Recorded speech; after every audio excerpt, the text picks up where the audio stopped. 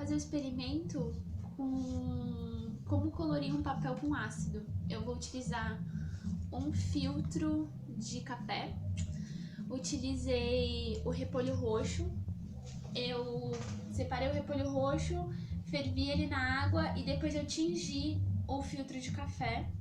Ele ficou dessa cor, eu devia ficar mais roxo, mas o meu repolho eu comprei de mercado, então seja bem provável que ele seja tido congelado e tudo mais. Eu vou usar isso, mergulhado no repolho roxo, deixei secar. O meu ácido que eu vou usar vai ser o ácido acético, que é conhecido como vinagre. Aqui é a fórmula química dele, H3COCOOH. E vou usar como base o bicarbonato de sódio com água, que é o NaHCO3. Eu tenho que relacionar isso com 3 conteúdos da matéria de laboratório de química, que vai ser a lei dos gases, tabela periódica e funções de reações químicas.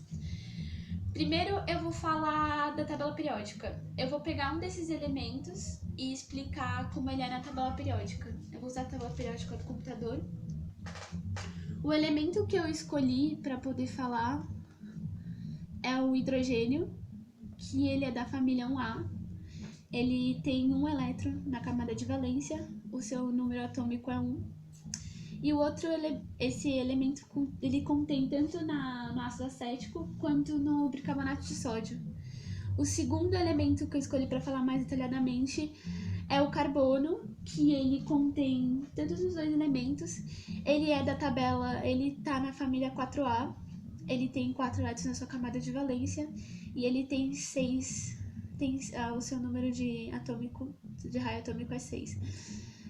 Eu vou falar também sobre a energia de ionização de cada um. A energia de ionização funciona assim: quanto mais perto do núcleo, maior a sua energia de ionização. O hidrogênio ele tem 1 elétron só na sua camada de valência e o carbono tem 4 elétrons na camada de valência. Então é bem mais provável que o carbono consiga, a energia de ionização do carbono seja muito maior do que a do hidrogênio, porque como o hidrogênio tem 1 elétron só na camada de valência, ele não vai doar esse elétron. E o carbono ele vai doar porque ele tem 4 elétrons e ele está mais perto do núcleo. Agora eu vou falar sobre as leis dos gases. As leis dos gases, quando eu fiz a mistura do repolho roxo com a água no liquidificador e tudo mais, eu mergulhei o filtro de café e coloquei ao tempo. O líquido estava líquido, né, e passou para o estado gasoso. Então, as partículas que estavam juntas no líquido, passou o átomo, moléculas, eles se afastaram e começaram a reagir no ambiente. Então, eles entraram em movimento com a temperatura ambiente, que estava mais ou menos a uns 27, 28 graus. E isso pode se aplicar nas 3 leis que existem nas leis dos gases, que é a lei de Boiler, a relação de pressão e volume, quanto maior a pressão, menor o volume. A lei de Charles, relação de temperatura e volume. E a lei do Avogadro, relação de quantidade e volume. Então, se eu quisesse medir a temperatura, o gás que foi comprimido, que virou de líquido para gasoso, eu poderia, usando apenas uma dessas 3 leis, e isolando, colocando o filtro de café em um pote fechado, e depois eu conseguiria medir. Agora, a função química que eu vou fazer é entre base e ácido. Quando eu coloco, a gente na química chama isso de medidor, que eu consigo medir o pH.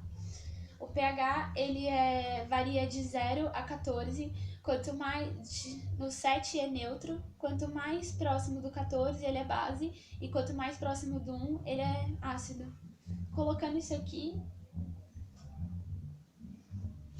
você pode ver que ele vai mudar de cor, ficando vermelho. Isso indica que ele é bem ácido. Colocando outro papel aqui no bicarbonato de sódio, a cor vai ficando mais clara, ele vai ficando verde. E você consegue neutralizar base e ácido. Pegar essa solução de base, que eu mergulhei e vou colocar no ácido pra gente ver o que acontece.